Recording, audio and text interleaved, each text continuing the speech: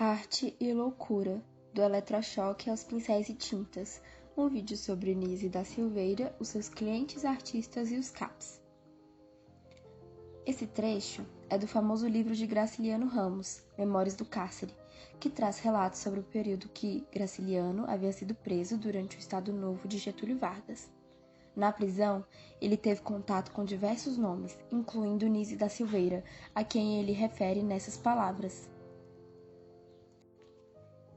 Nise da Silveira foi uma médica psiquiátrica alagoana, reconhecida mundialmente por sua contribuição à área, responsável por ter revolucionado o tratamento mental no Brasil. Em um período onde o eletrochoque e a lobotomia eram os tratamentos normais aos que sofrem de esquizofrenia, ela descobre uma nova forma de lidar com seus pacientes, pelo amor e pela arte.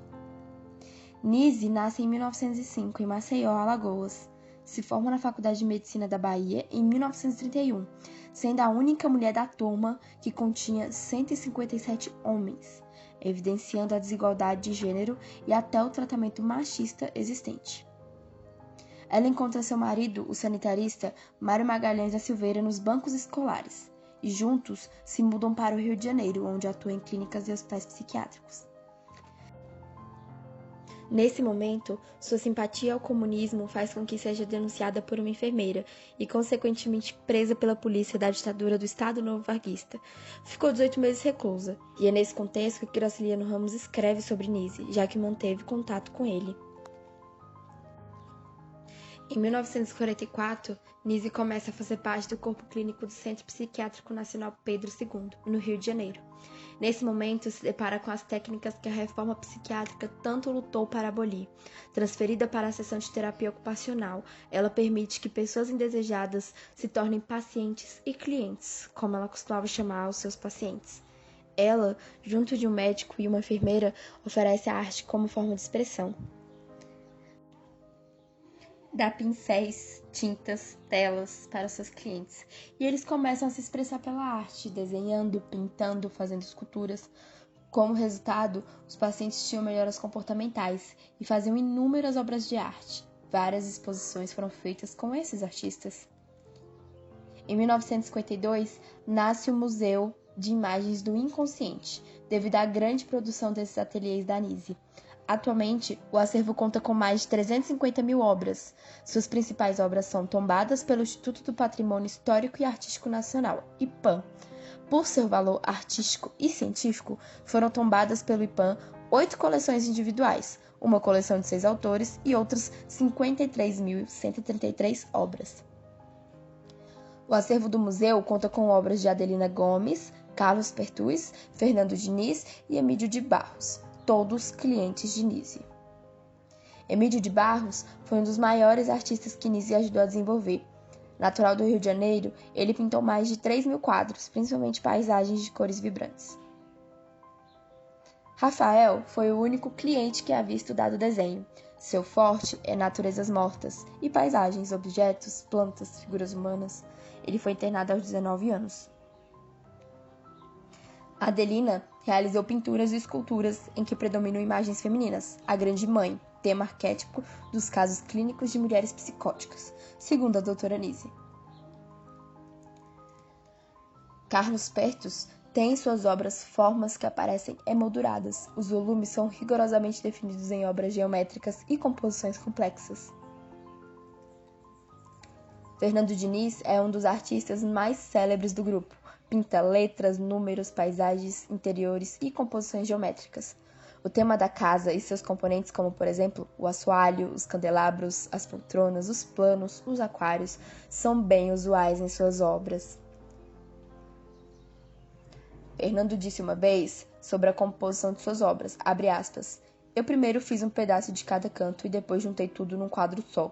É como aprender as letras A, E, I, O, U.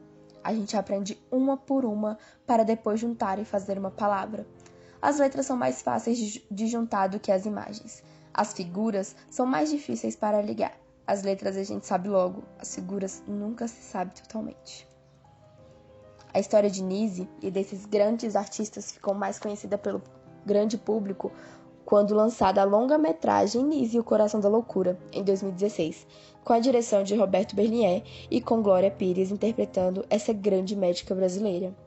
O recorte temporal do filme é quando Nise começa a trabalhar no Hospital Psiquiátrico do Rio de Janeiro, quando assume o setor de terapia ocupacional e cria os ateliês, culminando em diversas exposições. O trabalho de Nise ajudou a mostrar a potencialidade da arte, sendo tomada como uma estratégia do cuidar. A arte passa a ser um lugar de experimentação, reabilitação e troca de afeto. Essa luta antimanicomial da Nise ajudou a criar no Brasil o Centro de Atenção Psicossocial, CAPS, em 1986. Os CAPs são instituições destinadas a acolher os pacientes com transtornos mentais, estimular sua integração social e familiar, apoiá-los em suas iniciativas de busca de autonomia e oferecer-lhes atendimento médico e psicológico. Eles são a principal estratégia do processo da reforma psiquiátrica. A partir de uma rede social de integração, o CAPS tem a missão de oferecer o exercício da cidadania e criar um sujeito histórico com ação, substituindo a internação em hospitais psiquiátricos. Uma das diversas atividades que o CAPS proporciona são as oficinas artísticas. Muitos possuem espaços de expressão plástica, pintura, argila, desenho, expressão corporal, dança, ginástica e técnicas teatrais, expressão verbal, poesia, contos, leitura e redação de textos, de peças teatrais e de letras de música, e expressão musical, atividades musicais, fotografia e teatro. As obras criadas pelos usuários do CAPS também formam diversas exposições, além de muitas também comporem o Museu de Imagens do Inconsciente. A arte do CAPS é tomada como atividade meio e não atividade fim.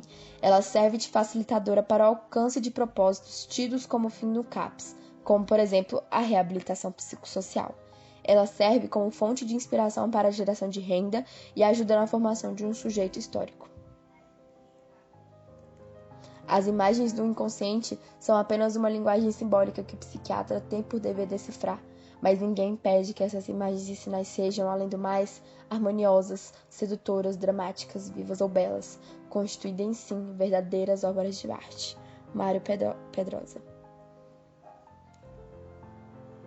Esse vídeo é de autoria de Alisson Brenner, integrante do Imagine SUS e graduando de História, e narração e edição por Yasmin Ariadne, diretora do Imagine SUS e graduanda em Enfermagem.